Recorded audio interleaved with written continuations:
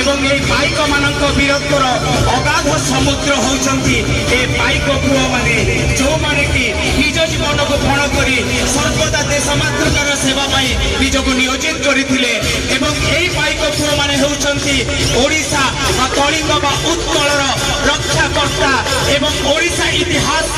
एक विशेष महत्व एमाने बहन करती कारण सेमाने सेमानक जीवन को त्याग करिसंती एवं बलिदान देइसंती एई देश मातृकार रक्षा पाई ओडिशार जो गर्व गौरवर इतिहास को सुदृढ़ करिबा पाई रुधिमंत करिबा पाई एवं गरियान बहियान करि तोलिसंती एई माटीर कीर्ति आज को